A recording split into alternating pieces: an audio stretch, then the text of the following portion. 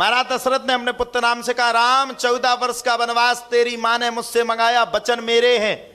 राम तू मेरे वचन का त्याग कर दे, मेरा विरोध कर दे और तू जाकर के राज्य सिंहासन पर बैठ जा। राम ने कहा, पिताजी क्या बात कर रहे हो, आने वाले आर्यावर्त में मुझे इतना बड़ा धब्बा देकर के जाओगे? आने वाले लोग, आने वाली पीढ़ी ये कहेंगे कि राम वो था, अपने आप को रघुवंशी कहता था, लेकिन राज्य सिंहासन का इतना मोह था कि पिता की आज्ञा को ठुकरा दिया, रघुकुल की रीत को ठुकरा दिया। वो था राम ना पिताजी, चिमटी से भी नहीं छूना चाहूंगा ऐसे राज्य को, नहीं नहीं चाहिए। दशरथ रोने लगे। राम ने वनवासी वाले कपड़ा पहन लिए, वस्त्र क्या पहन लिए? वनवासी वाले वस्त्र हटा दिए। कौशल्या जी चली आ रही थी, बढ़िया थाल लिए थे, थाल में सबको सजाए थे, अपने पुत्र का अभिषेक करेंगे। माता कौशल्या भी ला रही थी, पुत्र आएगा तो मैं बड़ी हूं तो सबसे पहले आकर के चलो पहले कैकेयी के पास जाएगा, क्योंकि राम बिना कैकेयी के रहता नहीं, कैकेयी के पास फिर मेरे पास आ जाएगा, हो आएगा। माता कैकेयी आ रही थी, भगवान राम पहने थे वनवासियों वाले वस्त्र है। अरे वनवासियों वाले वस्त्र पहन के कहां जा रहा भाई? आज तेरा अभिषेक है, कौन सा शौक चढ़ गया है, वनवासियों का वस्त्र पहन करके राजा बनेगा? ये किसने कहा? कौशल्या ने। अब कौशल्या को पता नहीं है, राम ने वनवासियों वाले वस्त्र पहन लिए, कौशल्या हाथ में थाली लिए, थाली लेके चली जा रही थी, सामने राम आ रहे थे। हाँ भैया ये वनवासी क्यों बन गए आप, और कहां जा रहे? अच्छा वनवासी बन करके तुम्हें मिलेगा इतना बड़ा सिंहासन? अरे राजा वाले वस्त्र पहन करके आओ पुत्र। राम ने कहा, ना मैया, अब मैं राजा नहीं बनूंगा, मुझे 14 वर्ष का वनवास हुआ है। माता कैकेयी के हाथ में थाली थी, थाली अपने आप छूट करके पृथ्वी पर गिर पड़ी। अच्छा आप बताओ, आपको ये पता चल जाता कि आपके पुत्र की सौतेली मां ने उसके लिए पूरी प्रॉपर्टी अपने पुत्र के लिए मांगी, तुम्हारे पुत्र को कुछ नहीं मिला, वो झड़े में आ गया, मतलब झड़े फूके में आ गया, रास्ते में आ गया। हमारे यहां बोलते झरा फूका है ना, हमारे यहां बुंदेलखंड की भाषा बहुत खतरनाक है। अच्छा आप लोग बताओ, उस मां पर क्या गुजरी होगी जिस मां को यह पता चल गया कि राम को 14 बरस तक का वनवास हो गया? अगर आज की मां होती तो सौतेली मां से जाकर के लड़ पड़ती, कैकेयी से जाकर के लड़ पड़ती, लेकिन कौशल्या ने एक लफ्ज भी, एक शब्द भी अपने मुख से नहीं निकाला। कौशल्या माता ने कहा, कैकेयी ने कहा है तो कुछ सोच करके ही कहा होगा बेटा, उसमें भी तुम्हारी भलाई होगी। ये थी मां।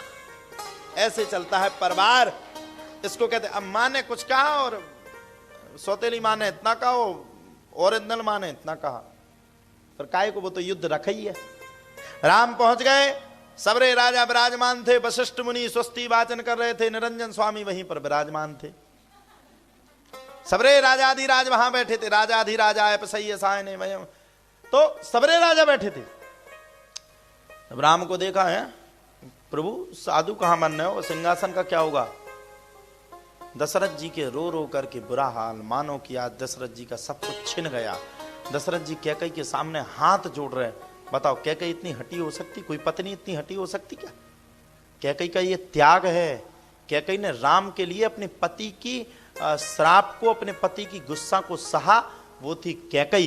कैकेयी जैसी मां होना इस पृथ्वी लोक पर मुश्किल नहीं, नामुमकिन है। जो अपने पति के लिए, अपने पुत्र के लिए पति की भी सुनी, पूरे नगर की भी सुनी, जिसके रियल पुत्र भरत ने कैकेयी का त्याग कर दिया। अब आप लोग कैकेयी को दोष देते हो, कैकेयी ने राम को वन भेजा, कैकेयी ने राम को वन भेजा। क्यों भेजेगी भाई? कैकेयी ने तो अपने छाती पर पत्थर रखे, छाती जानते हो ना, सीने पर पत्थर रख करके कैकेयी ने तो राम को वन पहुंचाया, राम के मार्ग को प्रशस्त किया। और सच्ची मां वही है जो अपने सीने पर पत्थर रख के अपने पुत्र की भलाई के लिए उसको आगे बढ़ाया। अब भगवान राम ने जब कहा तो वशिष्ठ जी सामने खड़े थे। वशिष्ठ जी का दिमाग खराब, राम को वनवास हो गया। वशिष्ठ जी से भगवान राम ने पूरी सभा में जाकर के सबके आगे हाथ जोड़े, मैं अपनी माता की बुराई नहीं कर रहा, मैं अपने पिता की बुराई नहीं कर रहा, मैं अपने परिजनों की बुराई नहीं कर रहा, मैं परम सौभाग्यशाली हूं। राम ने क्या कहा, ध्यान से सुनो, आगे देखो सब लोग। राम ने क्या कहा? राम ने कहा कि मैं परम सौभाग्यशाली हूं कि आज मैं अपने पिता के काम में आया हो, अपने पिता के कहे हुए 2 वचन दिए हुए, अपनी माता के मांगे हुए दोनों वचनों को पूर्ण करने के लिए आज वन में जा रहा हूं। इस राज्य सिंहासन से ज्यादा सौभाग्यशाली मैं इसलिए हूं क्योंकि अपने माता पिता के वचन को पूर्ण कर रहा हूं। अच्छा, आप लोग सच्ची बात बताओ, आज का बेटा होता तो क्या कहता है? नो, मना कर देता, नहीं मैं नहीं जाऊंगा। अच्छा, आज की लड़का को आप यही कह दो, बेटा 15 दिन तुम्हें टैक्सी से जाना है, गाड़ी को नहीं छुओगे, 15 दिन में महाभारत खड़ा खड़ा है, पागल हो गया, ओडी से जाता हूं, मेरे दोस्त भी तो देखते हैं, थोड़ा इज्जत का सवाल है। राम ने तो सभी छोड़ दिया, ओडी फोडी सब शांत हो गए। हाँ, राम के जमाने में भी तो ओडी हुआ करती होंगी ना, राम के जमाने में भी तो रेंज रोवर हुआ करती होंगी ना, डिफेंडर हुआ करती होंगी ना, स्कॉर्पियो तो जानते नहीं होंगे, जानते हो? हाँ, इंडियन नहीं, स्कॉर्पियो से अच्छी कोई गाड़ी नहीं है। हाँ, आप उनके पास है, वो बुराई मत करना कभी। हाँ, और सुनो, जिन्होंने दान दी उनका बहुत बहुत बड़ा शुक्रिया, वो हमें सुन रहे होंगे। प्रवीण बजाज जी, कटनी वालों ने हमें वो गाड़ी दान में दी थी, उनका इतना बड़ा एहसान है, इतना बड़ा एहसान है, जब हमारे पास चलने के लिए गाड़ी नहीं होती थी तब जाकर के उन्होंने इतनी बड़ी गाड़ी का दान दिया था। एक बार जोरदार ताली हो जाए प्रवीण बजाज। इतनी बड़ी गाड़ी का दान किया, हमारे पास चलने की व्यवस्था नहीं होती थी, उन्होंने व्यवस्था बनवाई, इतनी बड़ी कथा करवाई। आज से 2 वर्ष पूर्व, महाराज जी आप कथा करो, मैं आपके साथ हूं, उन्होंने मुझे गाड़ी दी। और अभी बेटियों का विवाह हुआ तो बेटियों के विवाह में सबसे ज्यादा दिव्य दक्षिणा उनकी ओर से आई। जो बेटियों को जो सोफा सेट दिया जाता ना, फर्नीचर, वो प्रवीण बजाज जी की ओर से दिया गया। आज मैं यहां इस धरा पर हूं तो उनका भी कहीं ना कहीं योगदान है। एक बार जोरदार ताली हाथ खड़े करके प्रवीण बजाज जी के लिए।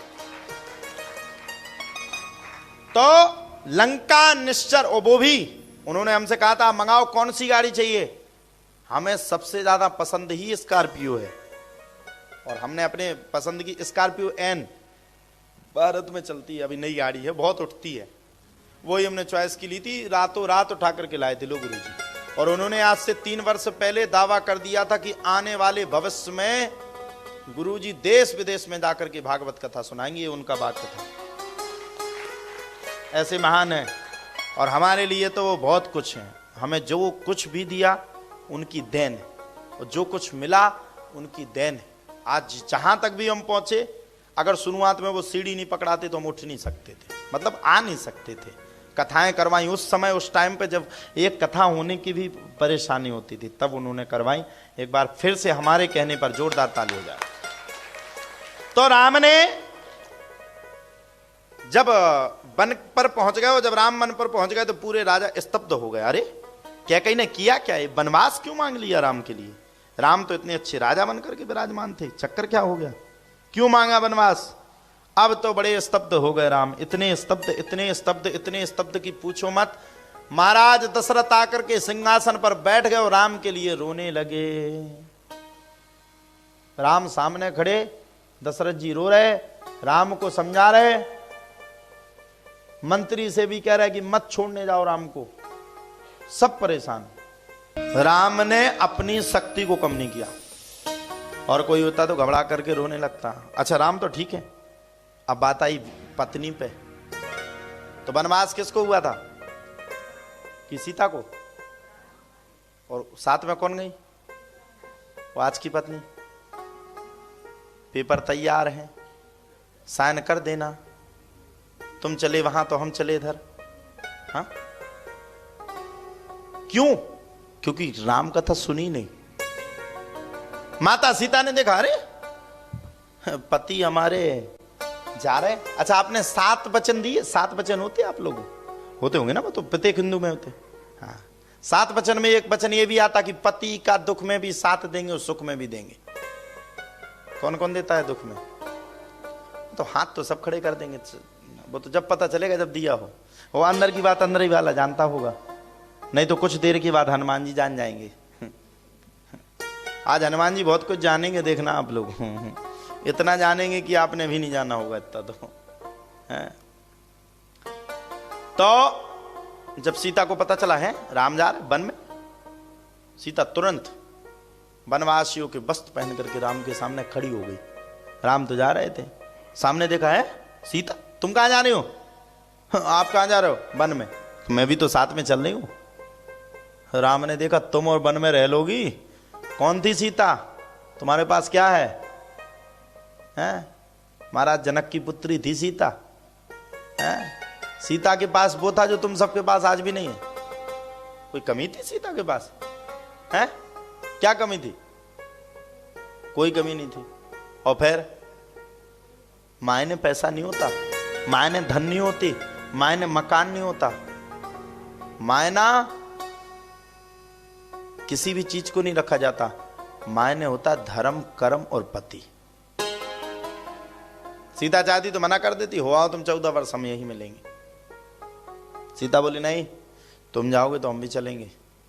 राम बोले क्या करोगी वहां जाके? अरे बोले ये पता नहीं, बस जाएंगे। अरे ऐसे कैसे जाओगे, जबरदस्ती की बात करते हो? अरे जाएंगे तो जाएंगे तो जाएंगे, बस हम नहीं जानते, जाएंगे। तो सीता तैयार हो गई। और भाई देखो, भाई हो तो लक्ष्मण जैसा। हाँ, लक्ष्मण को क्या पड़ी थी? आजकल के तो भाई भाई में भी प्रेम नहीं है। वो श्रीमती जी के कारण नहीं है कि वो चाहती नहीं भाई भाई एक हो जाए। हैं? लक्ष्मण ने तुरंत वनवासियों के वस्त्र पहन लिए। अच्छा, कोई सौतेली माता होती, कोई सौतेली माँ होती तो तुरंत आज की कलयुग की तो हाथ खींच लेती, पागल है क्या? वनवास हुआ उसको और तुम कहां जा रहा है? होता कि नहीं? अब आ गए लक्ष्मण जी, तो आ गए अपना बाण लेके, सब लेकर के धनुष बाण लेकर के जाने लगे। और माता ने, लक्ष्मण जी की धन्य है मां, माता ने तुरंत लक्ष्मण से कहा, धन्य है मेरे पुत्र, आज मुझे अपने गर्भ पर धन्य हो रहा है जो तुझ जैसे पुत्र को जन्म दिया। अरे पुत्र जा, 14 वर्ष तक तुझे सोना नहीं है, अपने भैया की रक्षा 14 वर्ष दिन और रात करना है, 1 मिनट भी तेरी पलक नहीं झपकना चाहिए। धन्य है लक्ष्मण जी, 14 वर्ष तक राम के लिए खड़े रहे, 14 वर्ष तक सोए नहीं। ऐसा भाई होना मुश्किल नहीं, नामुमकिन है, 14 वर्ष तक नहीं सोए।